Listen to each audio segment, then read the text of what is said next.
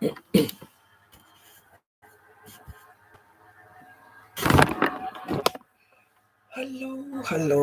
everyone.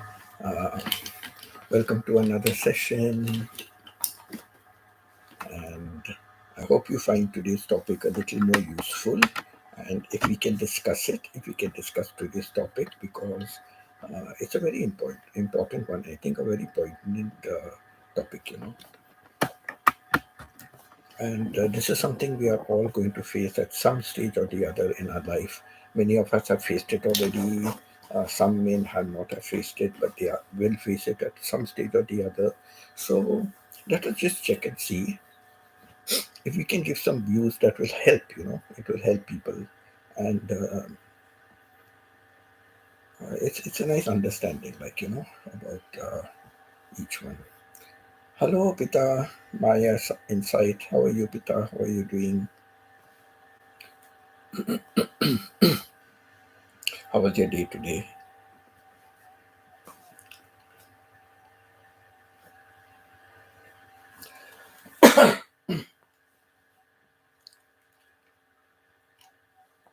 Hello, Stephen. How are you? How are things at your father's place? Everything okay?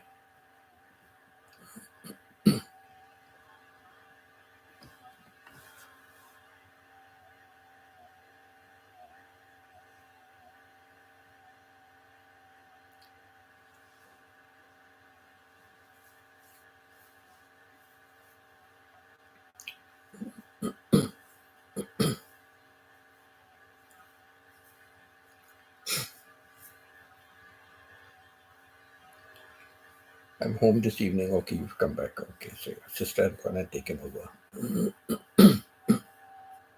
How's your father doing? Okay. And how has Martha been this past week?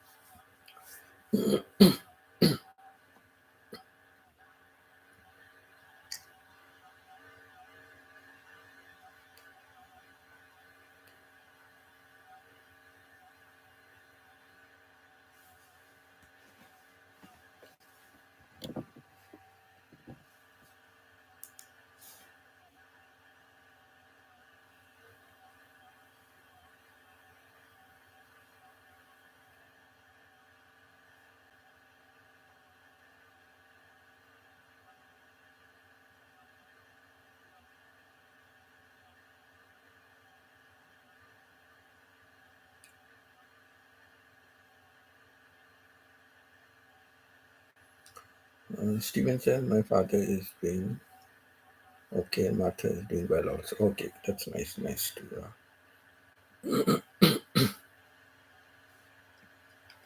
Like always in my wife's case, whenever we used to go, uh, for a treatment, like I think once in 3 months or something like that. And then I think it became once every month. So, or once every 2 months, I forget. So when we used to go for that, we used to always ask the doctor. So, she used to go to various doctors, So always, ask like, doctor, how are things and they will say, well, everything looks a little stable. You have not progressed much. You have not progressed much. So in the beginning, we wonder what is the meaning of that, not progress much. So they say, see, if you remain stable and you have not become worse, that in itself is an improvement, right? So that was a nice way of looking at it, right? And that is true because the what my wife was suffering from, ALS, right, Lou Gehrig's, people were progressing very quickly into the disease. They were progressing. It's a muscle wastage muscle, so all the muscles in the body get affected. So they were progressing very fast, So that's why they said if your wife is not becoming worse, that in itself is a sign of improvement. And that was a fact, that was a fact. And of course, the doctors were not, they were not,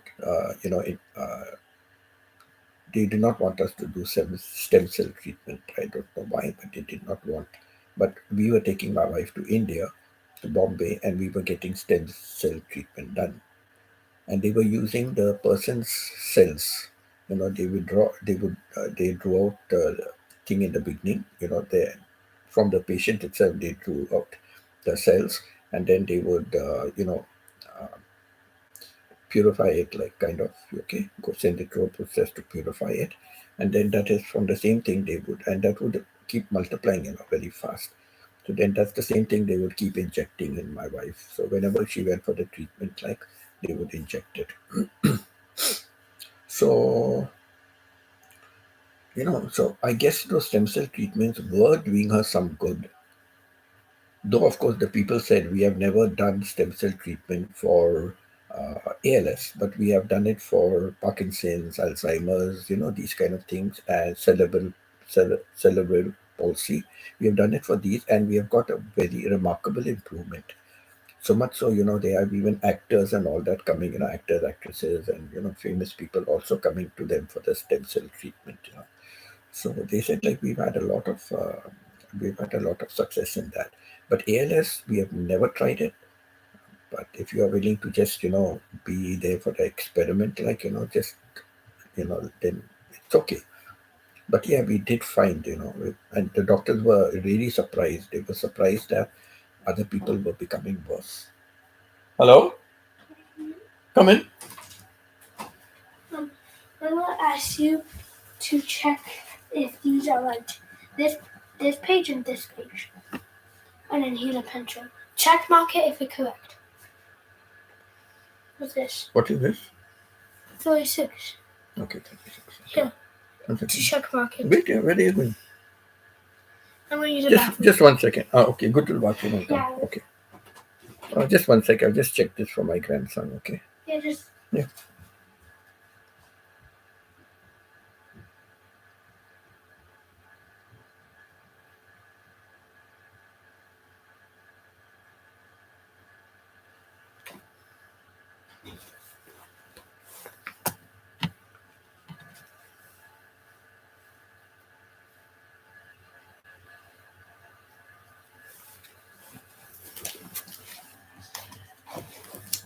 Sorry, please. Sorry, okay, I'll just be with you. Just very quickly.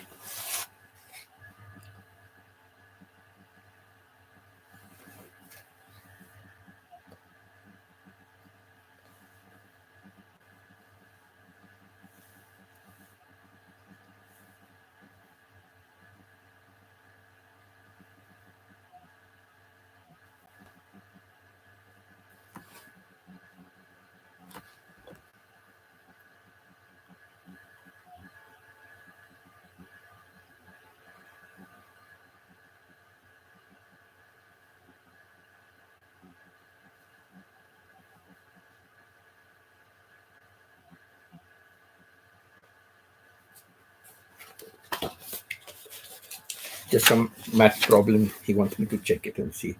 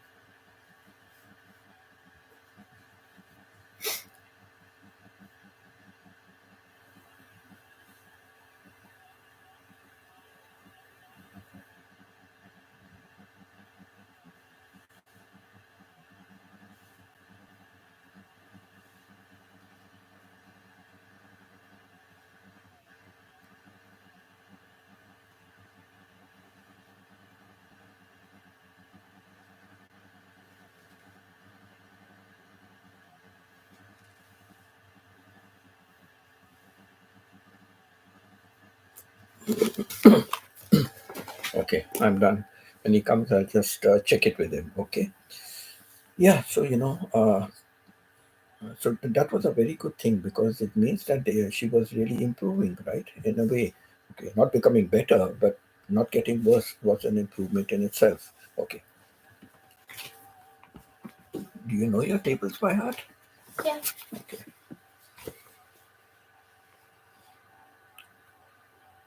7 8, sir. Yeah. 52.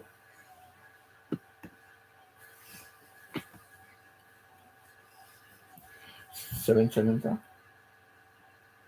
14. 7 7, sir. 7 times 7. 49. 7 times 8. 56. 8 times 7 or 7 times 8, 56. Okay, I just put a cross, number it out. Okay, where else should I put a cross? 8 times 4.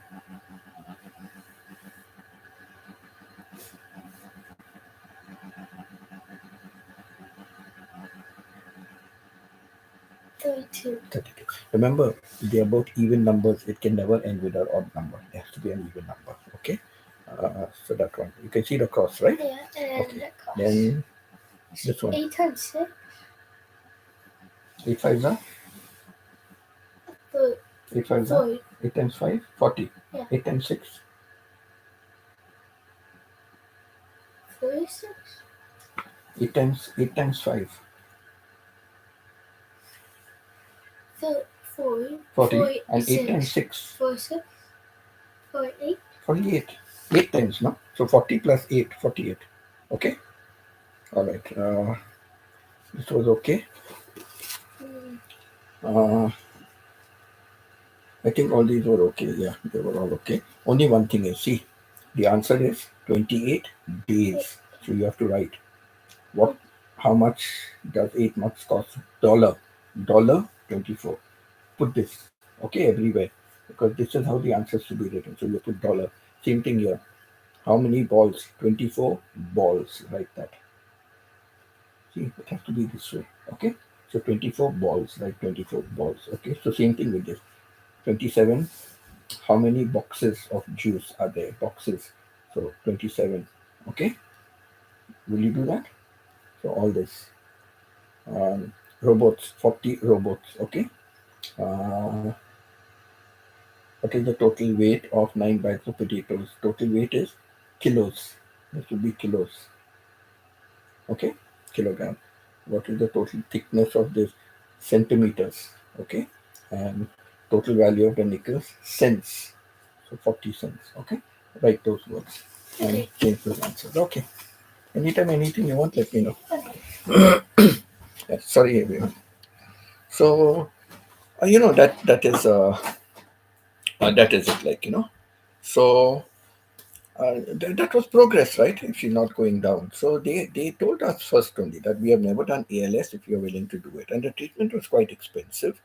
But it's something we could manage it within, some or the other. So we did that.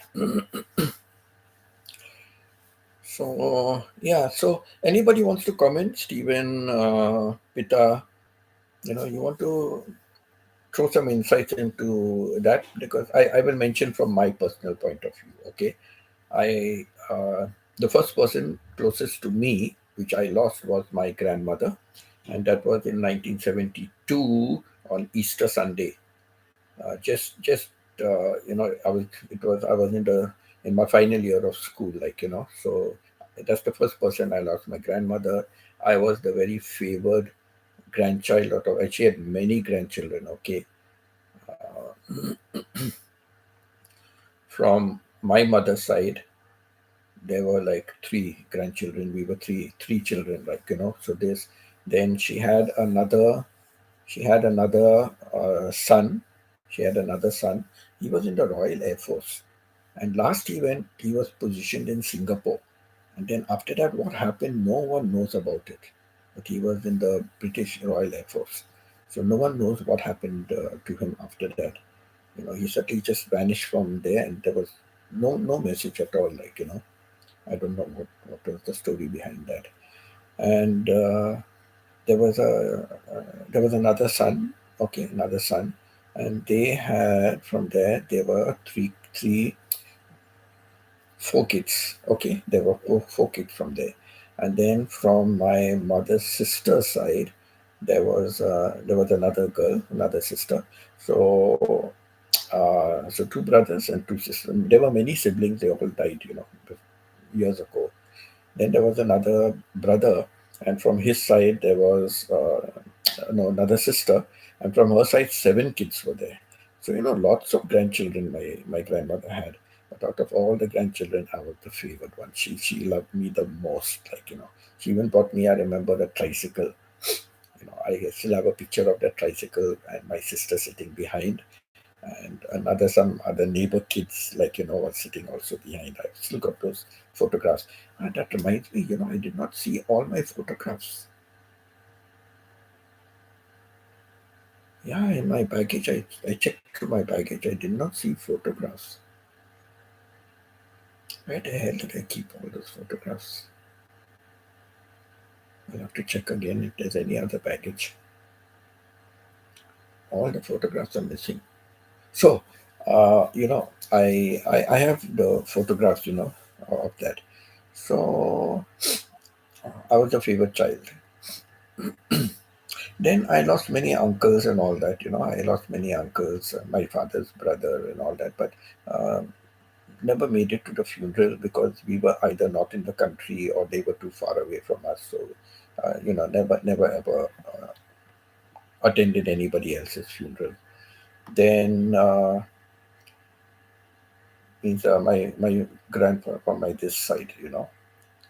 Um, Yeah, I'll mention also about another thing about my school friends. I told you last time he was the vice head boy, but I got the medal for best boy. So his grandmother.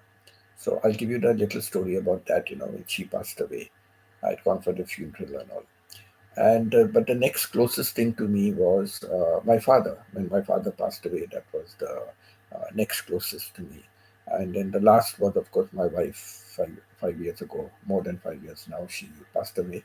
That was the next closest thing to me. So I will give you some experiences about you know uh, these family members close to me that passed away. The grief gets easier with time, but never completely gone. So true. Yes, the grief gets easier in time. Yes, because we can't go on mourning, we can't go on grieving. We cannot keep on with that. We have daily life. We have to catch up in daily life. We have to get back into the normal stream of life. We cannot go walking around with long faces throughout our life, right? So time does heal that. But you are right. The memory never ever goes away. And I'm sure, there are times when we all have our quiet moments. We have our quiet moments and things like that. Like my father, I still miss him. Right till now, it's been like, how many years has it been for my father? It has been like 1900, 34. It has been like 34 years, 35 years. It had been like that my father passed away. But I have many, many quiet moments with about him. I have many quiet moments about my wife. I don't have so many quiet moments about my grandmother, but yes, when I think of my father and I think of my wife, I do think of my grandmother also, and there are a couple of things I'll share with you. I think I've shared before on some topic that we did, but I will share that again with you today. So, yes, Stephen, yes, it's true. It's not easier to remember. It does get easier to remember the good times without digging up all the sadness. Yes, like they always say, when the person dies, people normally they just remember all the bad things. You know, you may have done you may have done 10 good things, but you do one bad thing, and people will always remember that bad thing. But I think where family members and close friends are concerned, I think we always tend to remember all the good things. There are many bad things we have done in our life, but yeah, we do kind of remember the good things. And um, yeah, that also I will talk about. My father. My father in that case, I will talk about my father in particular. And I'll talk about my grandmother also. But my grandmother, it is more from my reaction. Okay, my reaction, and yeah. So I'll talk some more. As we go along, I'll talk some more about all that because once I get talking, then I'll just carry on talking and talking and talking. So yes, we don't dig up, the bad things, but we do. But anyhow, talking about that, there is one bad thing I've done in my life. I've regretted that bad thing in my life. Uh, my kids remember, and especially my daughter. My daughter really remembers it. And there were times when she's spoken to me about it, when they were like growing up teenagers and all, she has spoken about it, and it brings tears to my eyes. It really brings tears to my eyes because I I I always tell her, I say, I'm so sorry, baby, I'm so sorry. Like I can't turn back the clock, but if I could, I know I would deal with it differently, And so my daughter, she was very weak in math. She was very weak in math, and I couldn't understand how she's weak in math when I am teaching math. I'm teaching math, and so I help her. I show her all the easy things and all. And in those days, I did not do much analysis, into students and their behavior and those kind of things. In the early days, I had different methods of teaching, different ways of teaching, but from the psychological aspect of the children, I never. And you might think about it in some other kids, but when it comes to your own, you overlook it, you just take things for granted. So I really used to hit her a lot, I used to hit her a lot, or I used to shout at her a lot, and so much so I was tutoring another teacher's child. That teacher's child stopped coming. Why? Because she used to be so frightened, though I never yelled and screamed at her, but she used to be so frightened because the way I used to yell and scream at my daughter. And that's when I started realizing, when that girl stopped, I started realizing if I'm intimidating that child, how much more I'm intimidating my own daughter. So at that time of self-realization, I started to become a little less and quieten myself and be calmer and explain. But for a period of time, I really used to hit her, and I used to also shout at her. And what, she was just in grade two, grade three. She was, man, grade three. She was at that time, grade three, grade four, something, and so small. She's still like 8, 9 years old, but she still remembers it. One day she brought it up.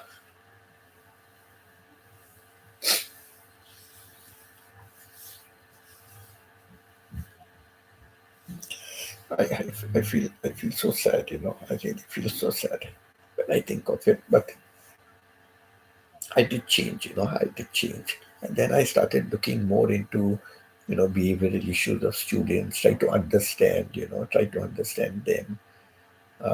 So many times we say, oh, this child behaves badly.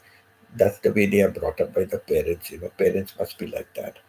But in my course of teaching, I came across sometime when I met parents, parent teachers day, or sometime we send for the parents and all.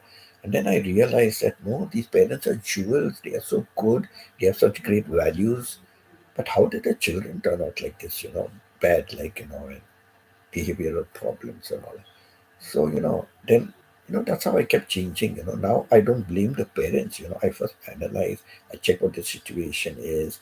You know, See, we have to be in their shoes, yeah. So we have to imagine ourselves in their shoes and what could be happening. So this is how. So yeah, there are so many things, bad things we have done in the past, but it's left an indelible mark, on the kids. And yet today, my daughter has done very well in math. She may still have a few problems, but she's very good. She can calculate. She's improved a lot ever since she went to university. She's really improved, But right till high school, she was not very brilliant in math, but she used to manage it. But then I was more calm, I was more collective. Then they would be happy to come to me with a problem and all that. So I learned a lot in my life, through my life experiences. So yeah, there are some bad things I remember, bad things that I have done. And I'm sure when I pass away, they are always going to remember those bad things, right? But yeah, we try to suppress it. We try to, forget about the bad things and concentrate on the good aspects that came out.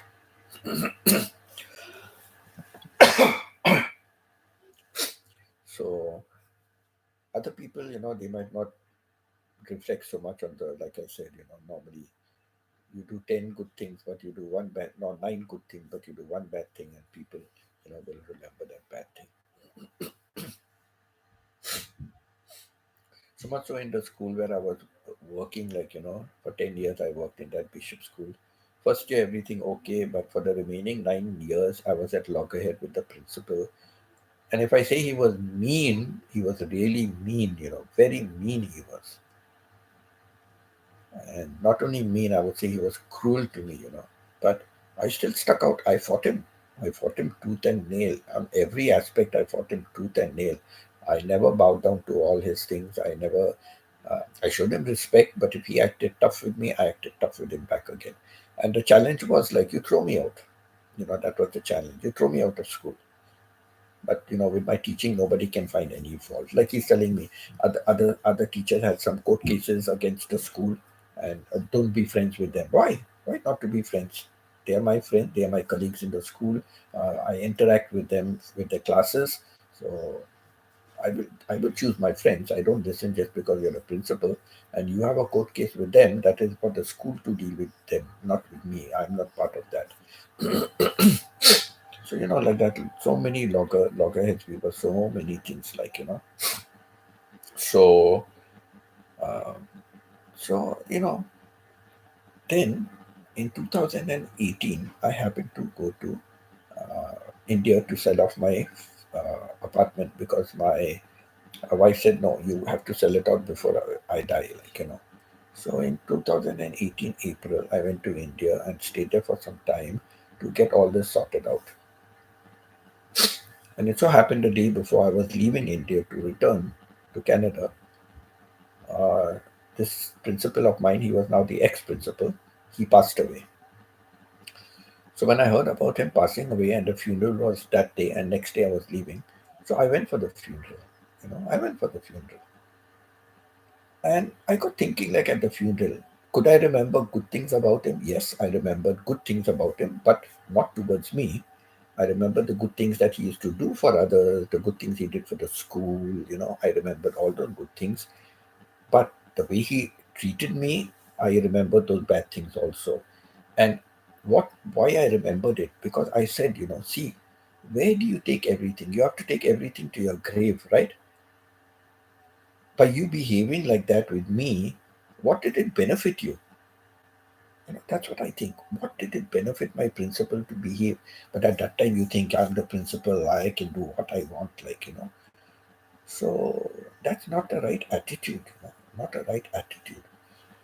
So that's why I got thinking of all the bad things. And today, where is he? He's gone into the grave, like, correct. So what did it benefit him throughout life, to have this animosity towards certain people? What, you know?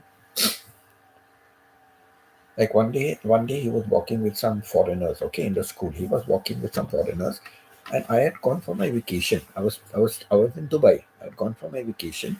So whenever I went for vacation, I would always talk, to the teachers and go to the staff room and talk to them and all.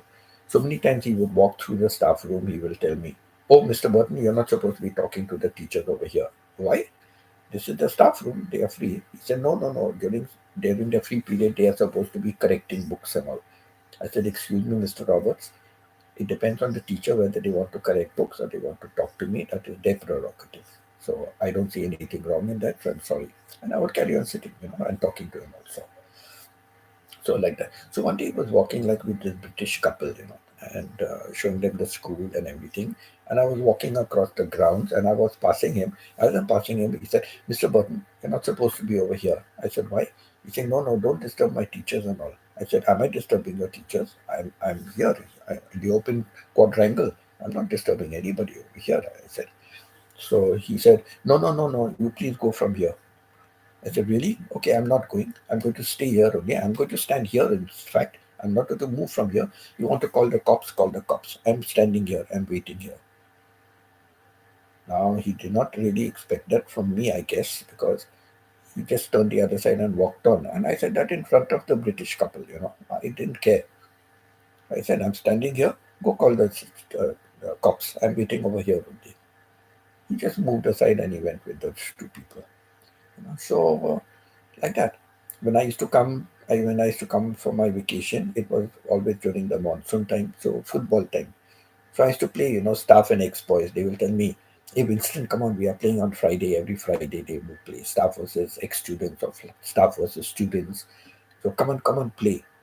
So I played about two games, and the third time when I said, "Okay, I'll come this evening for the match," it was Friday, and then the guy that was he had taken over from me when I had left the school. He was coaching now the senior 11. He said, "Hey, I don't know how to tell you, but Mr. Roberts told me that please tell Mr. Button he's not allowed to play football with us for the staff team." What? What goes of him? I'm coming and playing football with the staff, my ex-staff. I'm coming and playing with them against the students and the ex-students. And he says, "No, tell Mr. Button he's not allowed to play." So I told that boy, Carlos, I said, "Why are you worried? You should have told me before." Anyhow, no problem. I said, "I will not come. Don't worry. I don't want to put you and your job at stake. Don't worry. I won't come to play." But I used to come there to watch. I used to come there to watch. I used to cheer for the staff like hell, shout and, cheer them and help them, guide them, kind of a thing and all that. And I used to see him, staring at me so I never used to bother. I used to ignore, I used to just ignore him. I said, even staring back at him as of not worth it, not worth it. So I used to just, carry on. Like people can come and watch a match, football match, right? He cannot stop anybody, even in the school grounds, but he cannot stop anybody from coming and watching a match, correct? So he couldn't say anything to me at that time. So he must have been thinking, good, good, I got this fellow off the field not to come and play. But still, I'm still there cheering and loudly and, this. And I've got my other people around me, like, they are some of the other staff members, and we are all enjoying ourselves. So, so I'm a very stubborn fellow, I'm a very stubborn fellow also. So, yeah, so, when he passed away, I went for the funeral. I went for the funeral, and his wife and his eldest daughter was there. And his eldest daughter, by the way, was in teachers training college with me in Darjeeling. She was also there. So, so when I went there and I went to condole with them, when I went to the condole with them, his wife, Mrs. Roberts, she was the headmistress of the junior section, the KG section. She was headmistress. So when I went there, she said, "Mr. Burton, you still came for the funeral?" I said, "Yes, I still came for the funeral." She said, "Oh, Mr. Burton, I'm really so sorry, but I really appreciate so much that you came for my husband's funeral." I said, "No, I just heard he passed away." I said, "And I'm leaving tomorrow." I said, "Back for Canada, but yeah, whatever it is," I said, "Past is the past." I said, "But he was my principal," I said. "So on that basis, I've come as to show my mark of respect because he was my principal," I said, "when I was teaching. So I just come as a mark of respect." I said, "Whatever happened, happened. Forget about it." So she said, "No, I really appreciate." She said, and even this the daughter who was with me in college, she always on Facebook and messenger and all, she always, or WhatsApp, she always used to she told many times, she has mentioned it, like that, "No, Vincent, it was a great thing you did, you came for my father's funeral, and that was a real great gesture on your part, to come over there for the funeral." Because all the people he had problems with, none of them came over there. I was the only guy that came. They valued it, like, at least. Let bygones be bygones, right? But of course, I'll never forget. That's one thing I'll never forget is all the bad things he did for me, because he never really did anything good for me. He never did anything good for me. He was a good man in his own way. He did a lot for the school. Like, the bunk the principal is staying. If you go during the monsoon time when it's raining, you'll find lots of pots and pans in his house. Lots of pots and pans lying around. What are these pots and pans for? Oh, these are all the leakages. Wherever the roof is leaking, it was a bungalow right now. Wherever the roof is leaking, they put pots and pans and all that to collect water and throw it out. He won't even repair it, He won't even repair it. So, so like that, he was really. Um, whenever he broke down old buildings, he would actually go out there himself personally. He would rummage to, through all the things. He would see which wood he can use, which door he can use, what window glass pane he can use. He would see how he can reuse all that in the new construction. And then the rest would be just thrown or sold away. Like, but he would pick out himself personally, like he would go, like. So, we have these people who go around, they go down and they pick up, like the recycle from the garbage and these kind of things, in India, they go pick up and they go and sell it. So these people have a name, Kabadi Wala, Kabadi Wala. So I used to call him that. I said, he's a bloody Kabadi Wala. I said. But he used to do that for the school, save the school money. So he was very, very nice, like save the school money, not doing. The minute he finished with this term, he had so many extensions and extensions. Finally, he had to leave. And the new guy that came, the first thing he did was to renovate the full bungalow. Renovate, not stop the leakages. He literally renovated and redesigned the bungalow, and started living in the lap of luxury. And I was thinking, that man, over 25 years, he was the principal, living in that place with his family, brought up his two daughters, and look at this new fellow just come and, all pomp and show and glory. But, I got thinking, like, to create a good name takes a long time to create a good name. But to get a bad name, one wrong thing you do, bad name. For the rest of your life, you can get a bad name. So, yeah, people do remember bad things, and I do remember bad things about people. But family, yeah, family, I wouldn't hold any grudges or something against family. Then uh, talking about my father. My father, I think he knew he was going to pass away. I think he knew he was going to pass away. Something or the other, I felt like that because in the last 1 week or 10 days, it couldn't be more than that. It was like about last week or 10 days. He began to act very nasty. He stayed with us when he had his. He the night he came to our house. He used to be in Bombay. He came to our house in Pune, and he had a fight with the three-wheeler, the rickshaw driver, and then that's when later on, about an hour or so later, he had this heart attack, and I went rushing around, took him to hospital finally, and blah blah blah. Anyhow, so I think I mentioned this also before, like that once the doctor he was feeling better and all that, from 1 month in ICU, 1 month in ICU, he came out of ICU the very next day after we thought we lost him, and finally he was discharged and sent home.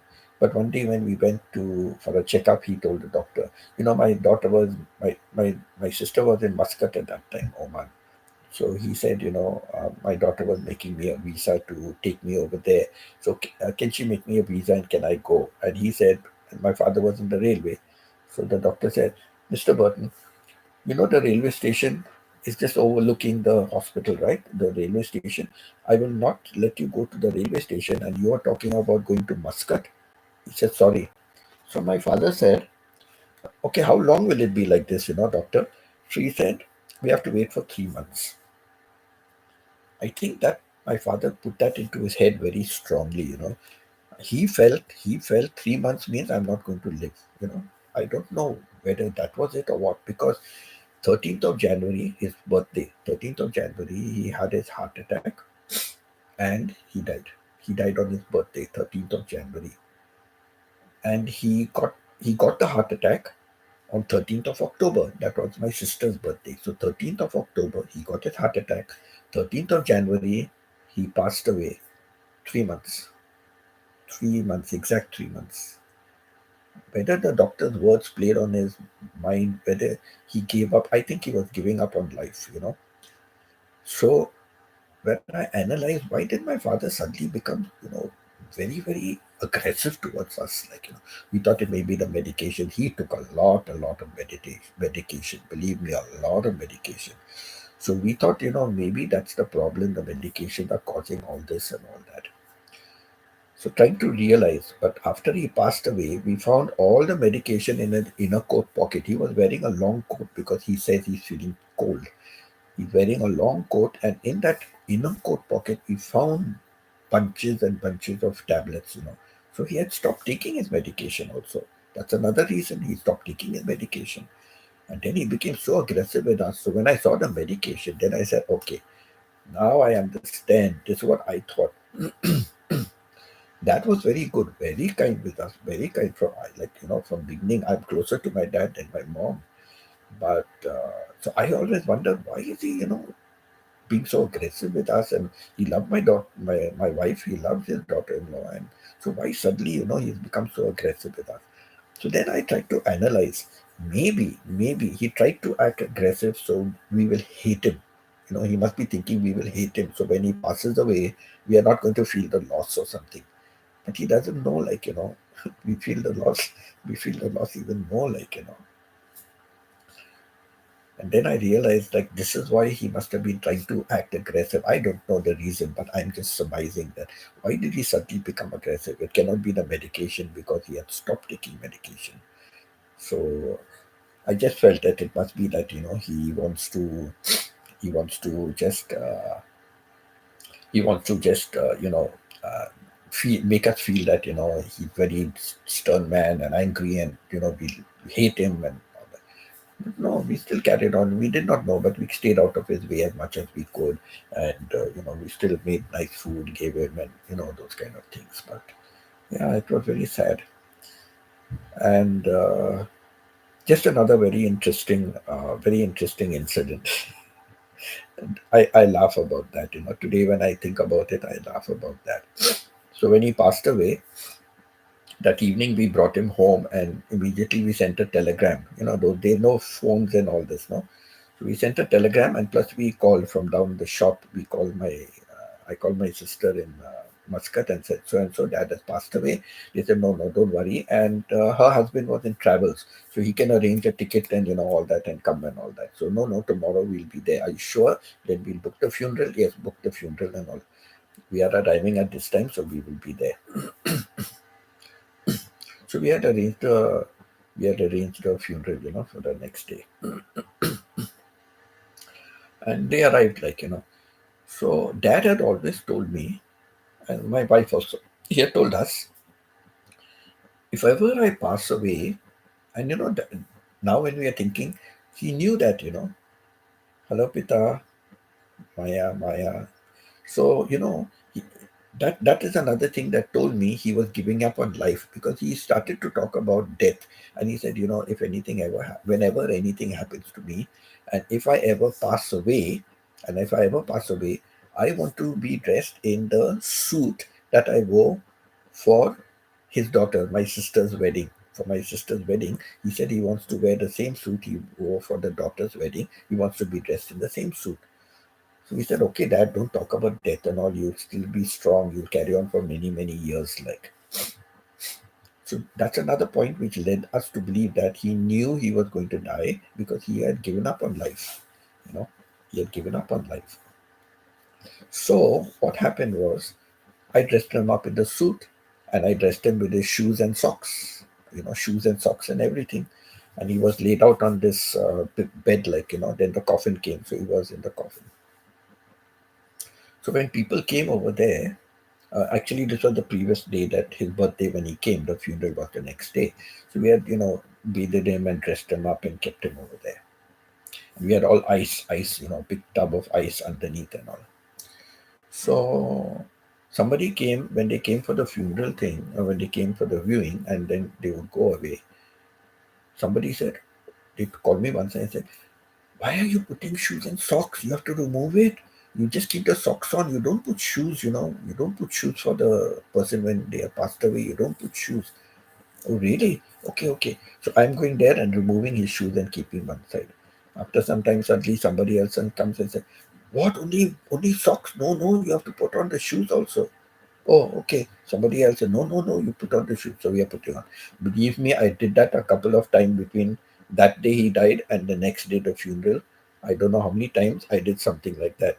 Removing the shoes, putting on the shoes. Removing the shoes, putting on the shoes. In the end, when everybody said anything, I said, listen, it was my dad's last wish to be buried with the suit and with the shoes that he wore for the wedding.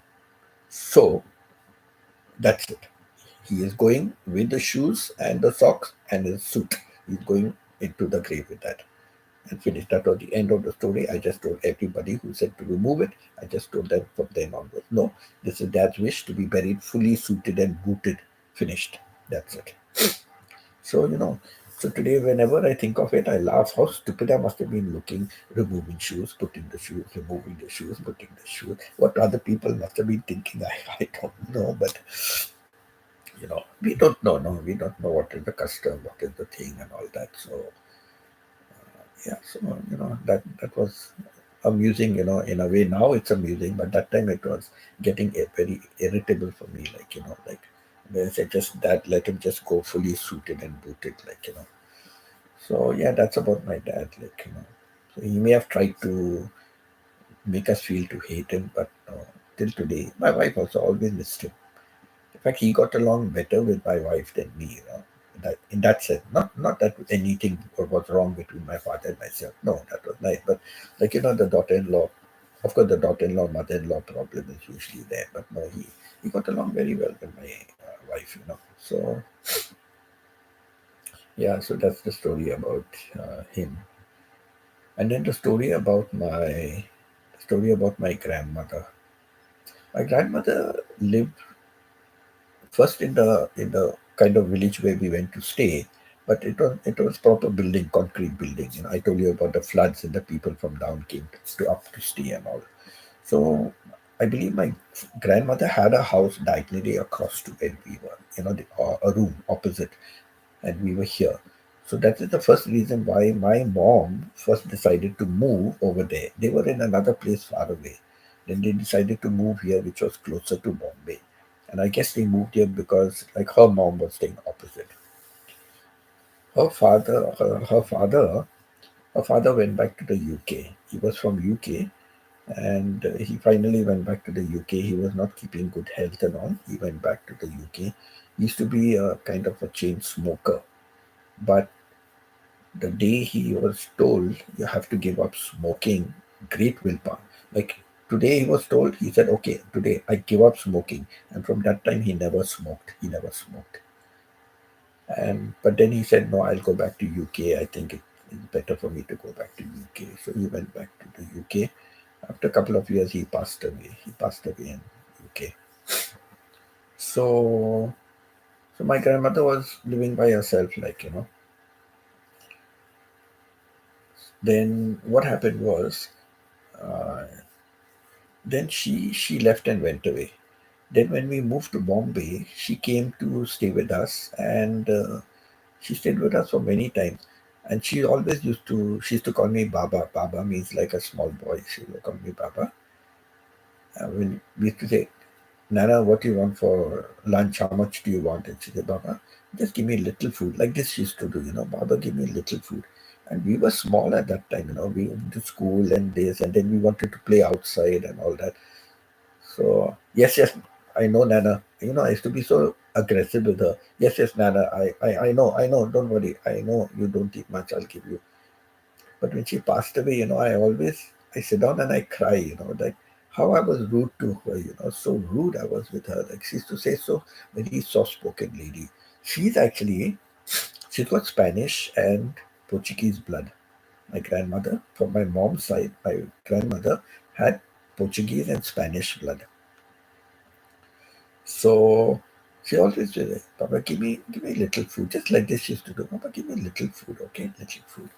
But I used to be so like aggressive with her and just talk back rudely to her and all that. Like but then she went back and she was staying somewhere else in Bombay and we used to visit her and all that, but she was on her own. And then one day she fell or something and she was taken to a hospital.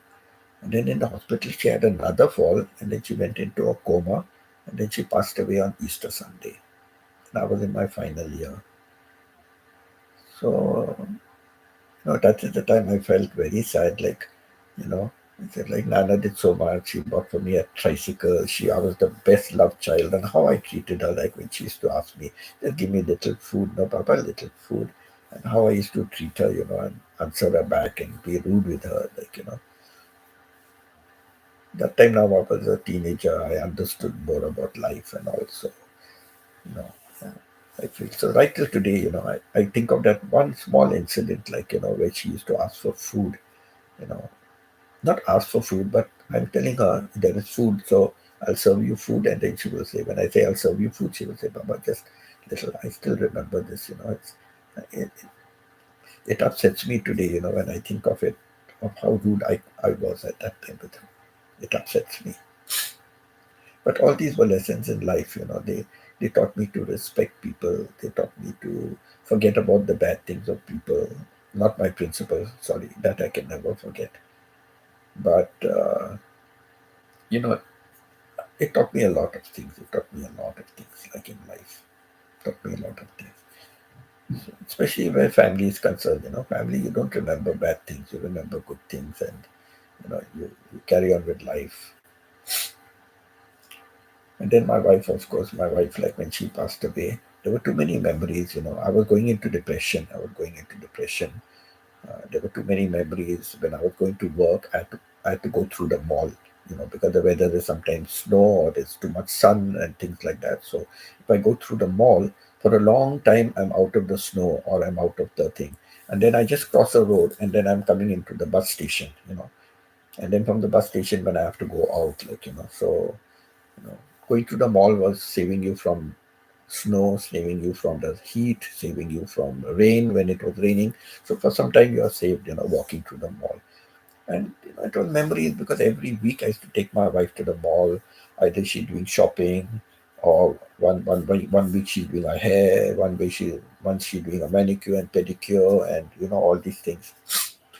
So, and then she wanted to do window shopping or shopping, and I could just take her around for hours and hours and pushing the wheelchair and taking her around, So there were too many memories for me. I was like going into depression, like almost going into depression, like, and I was trying to fight that depression, I was trying to fight it. And I remember also when I was quitting my job, I decided to quit my job, and then I said I'll go and settle down. I spoke to my daughter, and I said, okay, I'll go and settle down where it's cheaper, so either in Thailand or Philippines. Thailand I'd been once before, but Philippines I'd never been. So I said, let me just go and see how they are, stay like for 1 month or in the countries and see how it is. So that's how I went off, And then I spoke to her and said, no, I quit my job. And then when I quit my job and put my resignation letter, then I wrote an email to my manager, I wrote an email. And I said, I was just reading the email the other day and I said, I said, Patricia, when I go to work, everybody sees my smiling face and laughing and joking and all that, but they do not know my feeling inside, and what I'm going through and, what I'm suffering from. They will never understand because they just see my smiling face and my courteous face and all that. And a couple of other things I mentioned, to her, and she wrote back and said, Winston, your email made me cry. She said, your email made me cry. Just that much she wrote only, she said, Winston, your email made me cry. I just wish you luck wherever you are going, I just wish you luck. So, no, that's it. Talking about the word luck, when people have the exams and students in school, they say, oh, best of luck for the exam and all that. So whenever they do all that, for me, for me, I never liked that word. And in school days also, I never liked that word, best of luck. I never used to like the word best of luck because for me, I don't think, I don't know, I never considered it as luck, you know, because if you study, you're going to do well. Yeah, if you study, you're going to do well. And when you study, you pray that the questions that come are suitable enough for what you studied and you're able to answer. So I don't believe in something being luck. Okay. Like you take a draw, a lottery ticket or something, and you win the first prize or something. Oh, what luck I got this. Okay. So whether the good fortune was luck or not, I don't know. But I guess, like, maybe you deserved it. Maybe it was your time to get it, so you got it or whatever. I have never been lucky. I have never been lucky to get something like that. I would use more words like fortunate. I've never been fortunate to get something like that. I've never been fortunate to win a big prize. So I use that word, but some of the other, from school days, I never liked this best of luck. What is luck in that? No. So I used to always say all the best. I used to always wish people all the best. You know. So talking just now about the word luck, I don't know. I don't like this word luck. I just say all the best. I just say all the best. And during the exams also, when you're discussing, everybody discussing before the exam in the morning and all that, everybody discussing, and suddenly somebody will ask some question, and then it will create a doubt in your mind. The person will say, I think this is the answer, and somebody will say that is the answer, and somebody else will say something, and then you get confused. Now I feel when I've studied systematically, and so my brain, everything is settled in my brain. you know Oh, hello, Pita. How are you?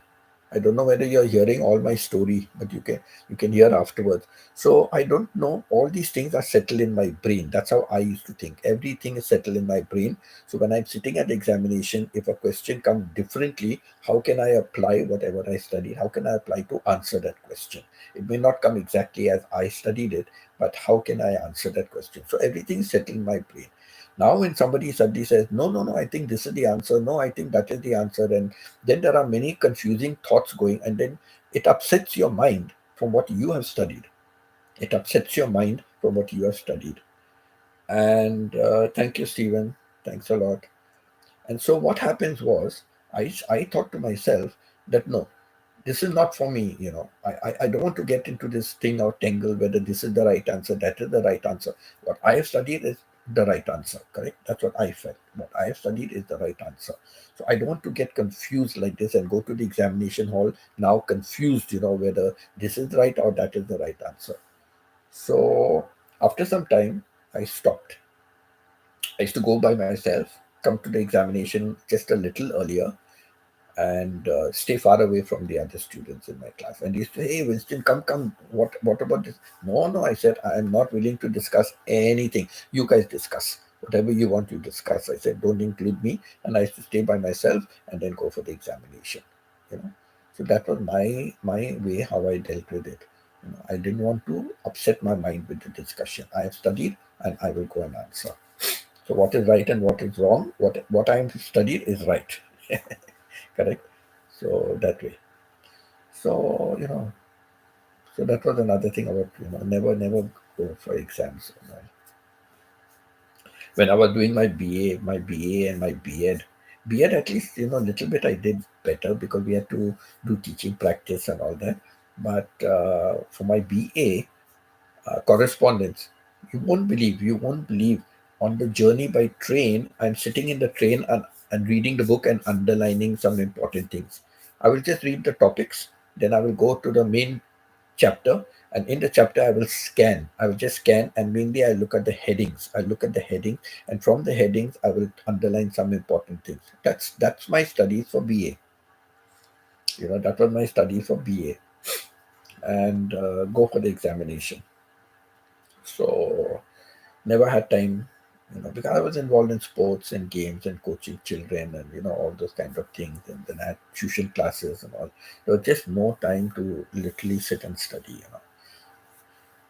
So I should really be studying on the train while I'm traveling, like, and then there also I would be for the next day I'll be opening something and then just go and appear for the exam. I got second division. It was okay for me. Don't need a first division. School I got first division, but for my BA, B.Ed, I got second division. So yeah, that was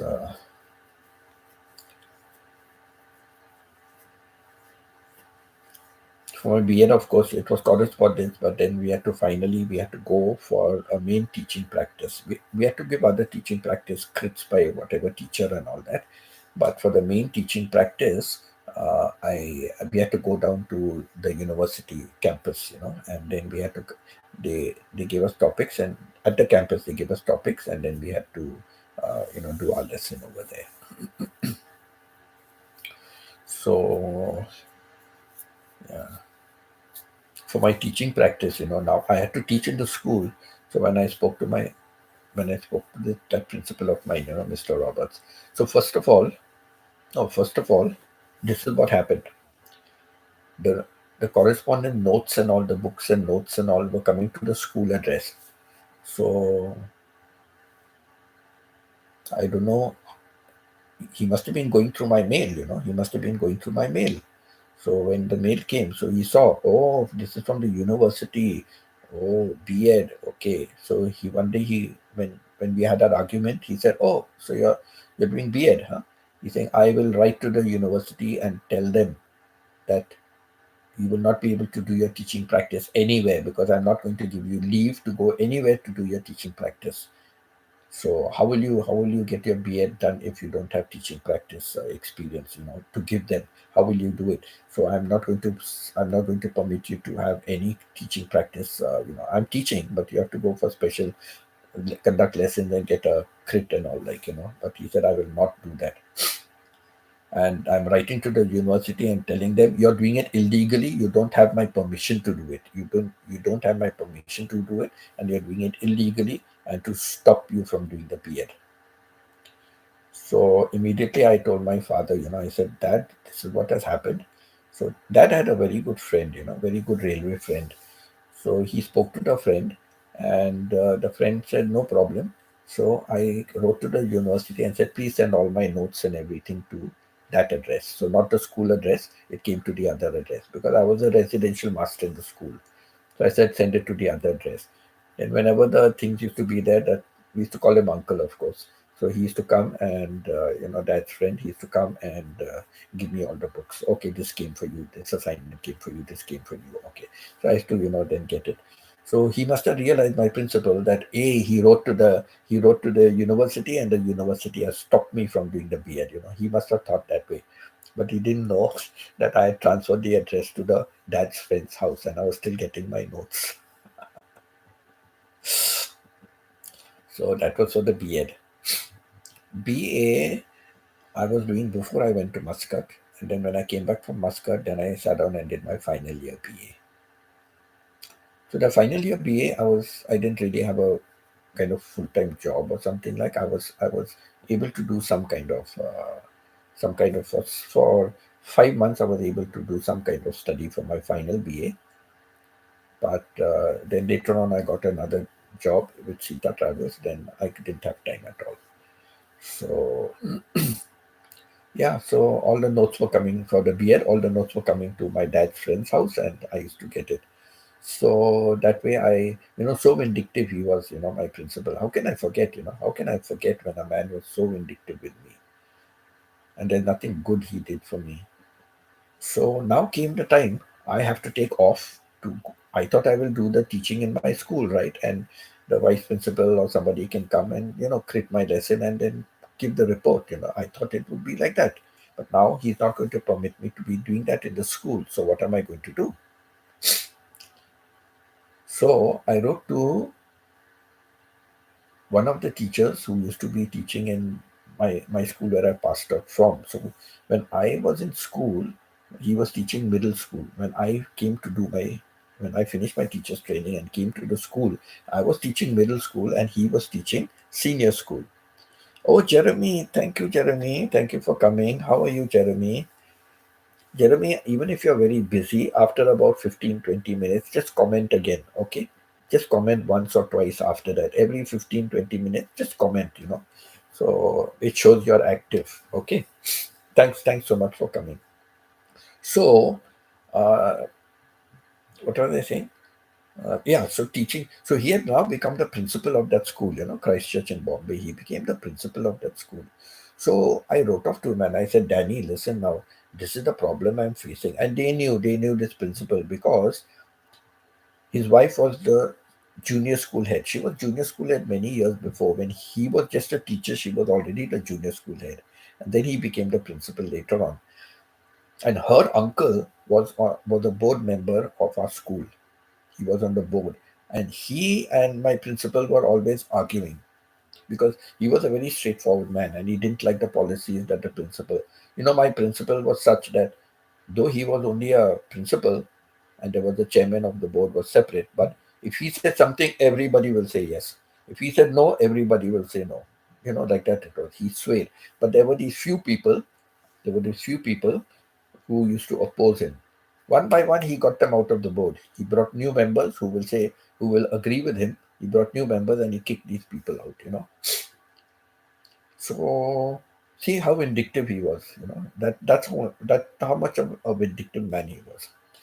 So I wrote to Danny. I said, Danny, like this is the case now. Where will I do my teaching practice? I said, I will not. I cannot take leave. Also, I was out of taking leave. Come to Christchurch school and all. So what will I do? I said, can you do anything to help me out and all? And then he wrote a letter back to me and said, Winston, don't worry about anything.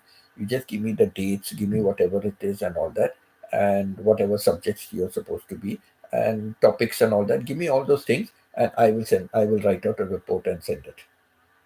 So he filled up the form and sent the report and everything that, I had done the teaching lessons in his school. He did it. See how he did it.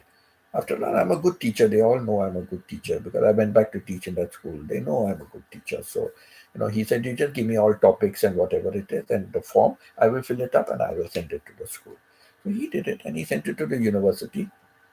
And then they said, one final teaching practice, I have to go to the university campus and then I have to do the teaching practice. I went there, I did my teaching practice, and I got through. I got through finally.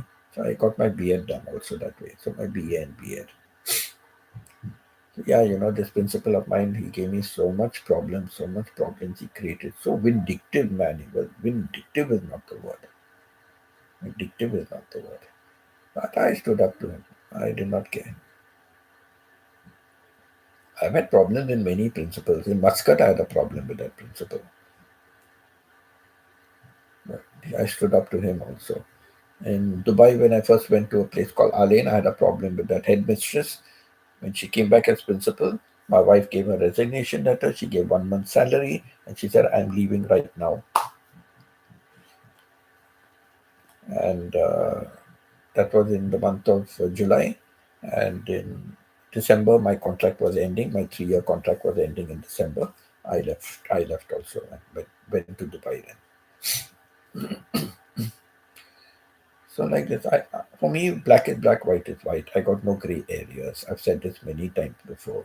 I am flexible, but I'm flexible only with certain issues and certain people. I can be flexible, but otherwise, no. And not with people who have rubbed me up the wrong way. You rub me up the wrong way, then finished. I don't want you in my life at all. It's like that. So, so this is how, these are my experiences with.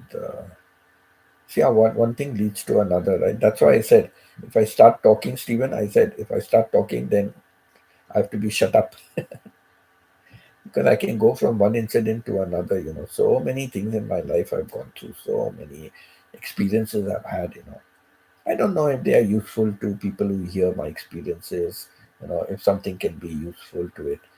I'm going to put a post, and maybe I'll make a video because my post nobody reads my community page. So whenever I put a post there, I do not find people reading it. So I'll put a post, but I'm also maybe I'll make a video so somebody will see the video. I'll make it into a shot. I'm making a video. I'm going to start a new topic, a new segment for my channel. A new topic, a new segment for my channel. I hope people will at least respond to that. What I'm going to do is just to have a different approach for my channel. I'm searching for some new ways of making it better. So what I'm going to start is, if people want to talk anything about their life experience, if people want to share anything about their life experience, if they can write it out and send me on an email. They can send me on an email anything they want to talk about. They want to share some kind of experience, they will write it out and they will send me an email, and then I will read out that email exactly what they sent, Okay, I will read out that email without mentioning anybody's name or you know things like that. Anything personal, I will not mention their name. I will not mention anything like that. If they don't want me to mention a place where they are, also I will not mention. But of course, if I say, oh, this is from America, they don't know this is Stephen from America. I will give some false name. I will say like, oh, this is Harry from America. So who knows who's this Harry in America? So I will change the name, I will change a place maybe or whatever it is. So whatever they don't want me to say, and I will read out their experience, because this is what I want. I want people sharing their experience through interviews. Nobody is doing that with me. So I thought of this way, like, let me read out some story. Anything they want to tell me about, any interesting, because even here y'all cannot talk much, you're only writing one or two lines, messages. You cannot write a story. If you come, if you co-host with me, then people can. If they co-host with me, then people can talk a lot more. See Parinda, how much she talks. Like Apita has come; she has spoken a lot. So when you're co-hosting, you can talk. But when you're writing, how much can you write? You cannot write such a lot. So I thought this is another nice way to do it. It's like people send me an email, So they send me an email and I will read it out, I will read it out. So this is a new approach I want to give to my channel about people's life experiences, keeping in theme with my topic, my theme of my channel, life experiences. So this is something new. So I'm just telling you all. So if you all want to share any incident, like Stephen, you want to give something nice about an incident which took place during a hunt that you went for and what you were hunting, or any kind of valuable lesson that people can learn, like or some experience with your father or your family, and it's something that can drive home a point and something that can help somebody by the experience you have gone through, because you never know, people are in depression, people are upset, people are even, there's so many cases where people were going to commit suicide, and just as they were going to commit suicide, they saw something, out of the window or whatever it is, they saw something happening that changed their mind completely, and they never went ahead with committing suicide, like so like there are so many incidents in people's lives, certain things that have changed the people, so you never know what happens. So coming back to our theme for today, the theme is not so much on the death, what I was saying, but how do you deal with it, right? How do you deal with it? How do you deal with somebody near and dear passing? Like with my wife, it was very difficult for me. The only best way was escape, correct? Leave the country. Anyhow, Canada, I never liked Canada, so it was not difficult for me to leave Canada. The problem was where to go and settle down, where to go and stay. That was the problem only. So yeah, so I spoke to my daughter and then I left. That was only the best way to escape. Go somewhere else, complete change of scenery, complete change of everything. People, place, everything. It would be a change of. Because even like staying in the condo where I was staying, of course, according to my wife's will, the condo was going to my son, right? So my son and I don't get along. So I wanted to leave ASAP, So I went for some time, stayed with my daughter, and then from my daughter I went off to Thailand and Philippines.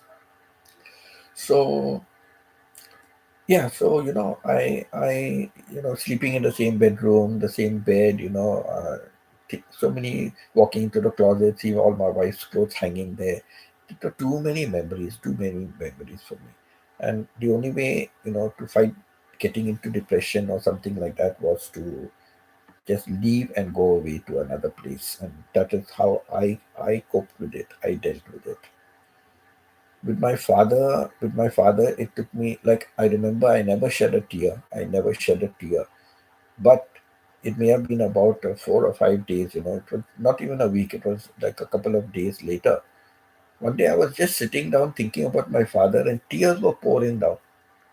Tears were just pouring down my cheeks, like, so there have been many moments when I've had quiet moments with my father like that. I've had very quiet moments with my father. I miss him a lot. I really miss him a lot. So so I still have quiet moments with my father. So it's like that. it was difficult to deal with it. But I'm teaching in the school, I'm coaching the students in the school, I have my tuitions to be done also. So life just carried on. Life just carried on like that. And just remember my father, all the good things. But remember him a lot because, his funeral left from my house, right? His funeral left from my house. So I remember that. With my mother's passing, I just kept going to work and doing what needs to be done. Yes, you have to engage yourself in your work. You have to engage yourself in doing something. For me, Stephen, I couldn't carry on with the same work. Same house I'm staying, passing through the same, mall where I used to take her. All those things. It was too much, too many memories for me. Too many memories.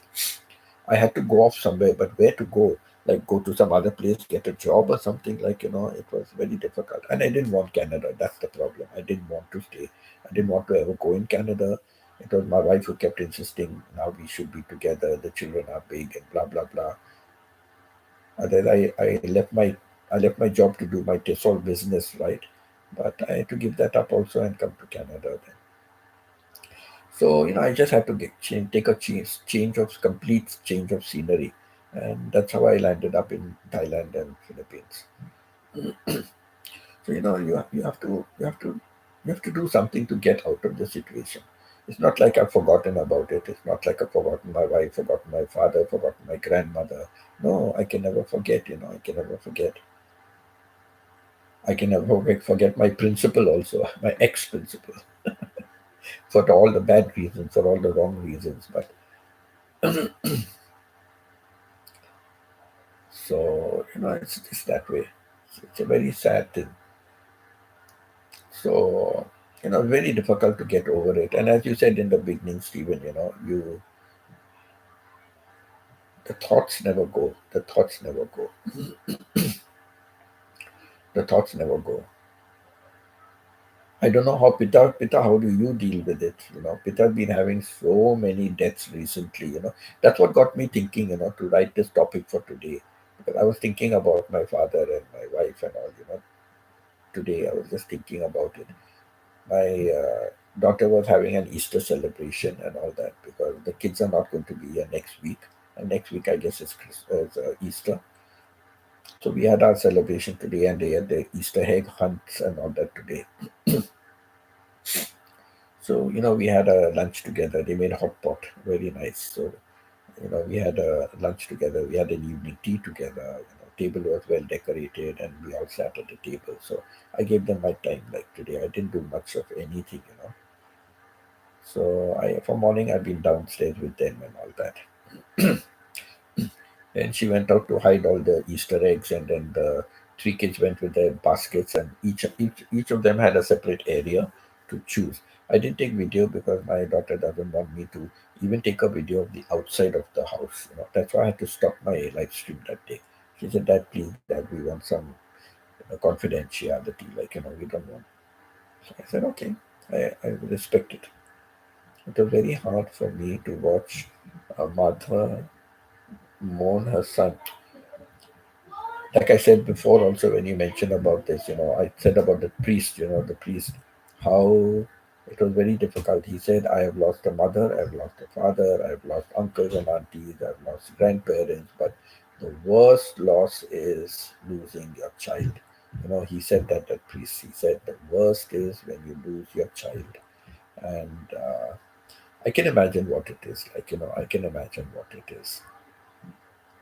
I can identify with someone. It'll never happen with me, but I can identify with people because I've seen it around, when people have lost their child, what it is like. I was grieving also, but it was much harder for her. True, true. Yeah, it was much harder for her because it is her flesh and blood, right? It is her flesh and blood, so it was definitely much harder for her, you know, in a way like in a way like you're the outsider in that sense. But you may adopt so much to treating the kids like your own kids, but ultimately, bottom line, they are not your kids. So it, and mothers always feel it. No, that's another thing. Mothers will always feel it more than the fathers. Correct. that's a norm. Like, mother always says, like, she born the kid for 9 months. She has taken out 9 months. They say that's a big bonding period between mother and child. The 9 months of pregnancy is such a bonding time, between the mother and child at that time. And that bond carries on in life later also. It depends, of course. Children, go astray and things like that. But no, it takes them a long way. It takes them a long way. So yeah, mothers would feel more than what fathers would feel, right?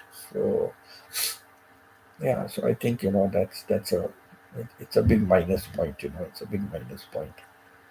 But then, Stephen, that is where you, as the husband, you stand by, correct? You stand by your wife. You help your wife to get out of that situation, and yeah, you give all that love and affection and support, like, and that would have helped Martha to, you know, come around. Never forget. She cannot forget. Never, but to help relieve the situation a little bit, like relieve the stress, attached to it. So yeah, I think that would be, like, many people told me, Winston, take a few days off. You need to mourn, you need to cry. When my wife passed away, they all told me, in Canada and I think the Western countries, this is how the attitude is, like, so just do it. And I said, no, I cannot. What I'll sit at home doing? I have to immerse myself in work. That's the only way I can manage, to immerse myself in work. So yeah, so that was it. So traveling was another thing. By traveling, you help to get different environment, meet different people, see different things, and you soon settle down in life. Like, you soon settle down. You soon settle down. And then when the loneliness set in, I always thought of getting a companion. But then the thing was, like, whatever said and done, like, my wife and I, we were like 37 and a half years married at the time she passed away. Like, so you live so long with a person, and you compare everybody else to that person, and you never feel that there's somebody who is good enough. Like, there's somebody who's good enough. You always feel, there's something lacking. They are not, so now I've given up that idea also. I'm not really thinking about, anybody in particular to settle down with. No, just let take life as it comes. So yes, Stephen, I agree with this. So I hope, y'all will write in stories, about some experiences, that you have faced in life, like, so yeah, that is it.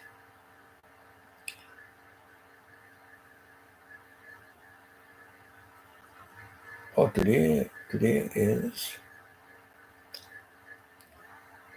it's Sunday morning for Philippines, and all Sunday morning, so they would be going to church. Peter would have gone to church, or on the way to church or something. Yeah, she would be going to church.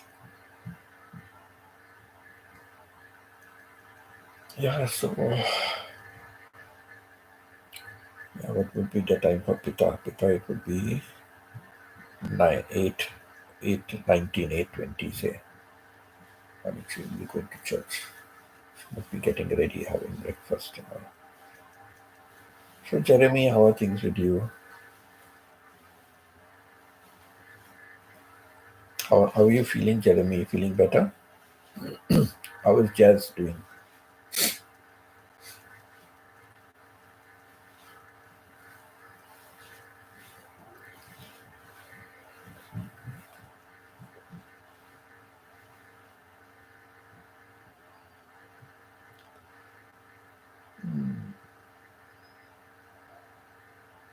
Yeah, so those are all my experiences. Like, my grandmother, of course, I was in my final year, so I only know I made arrangements for the funeral and things like that. But more than that, like, it's only afterwards, like, the grieving comes in afterwards when you think of, have happy memories about them. Then, you begin to break down.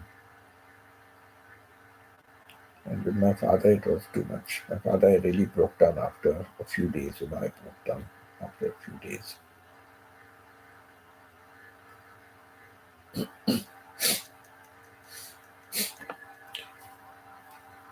With my wife, I never had anything to deal with it because my son was the custodian of her will. Here they have in this Canada and Western countries, it's all a different ball game. So he was the custodian of her will.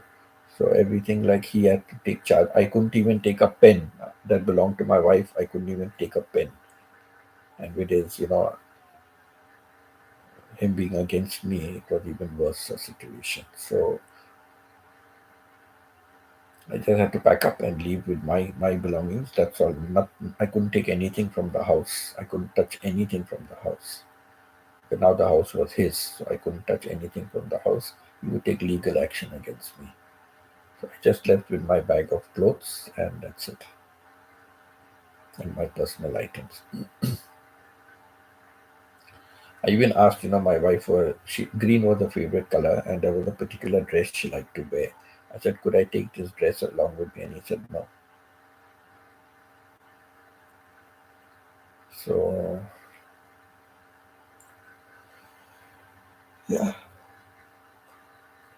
so that was the situation.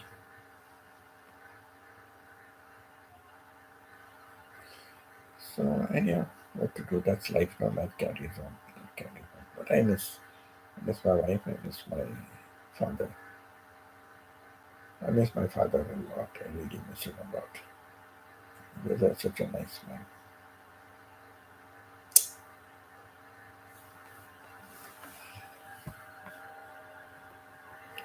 Okay, what I will do, I'll just end in a few minutes. Okay.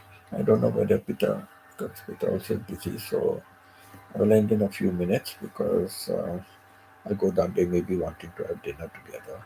So I don't want to. I want to today. I want to spend with them, in their way. In morning, Joyce was saying, "Stay with the family." Do I said no? I've been with the family from morning. I've not done any of my personal work. I've not come upstairs. Only now I came for this live stream, and I know they eat dinner at this time, So I just go down and be with them today and tomorrow, because the kids are going next weekend. In this whole week they'll have school, and next weekend they'll be going off. So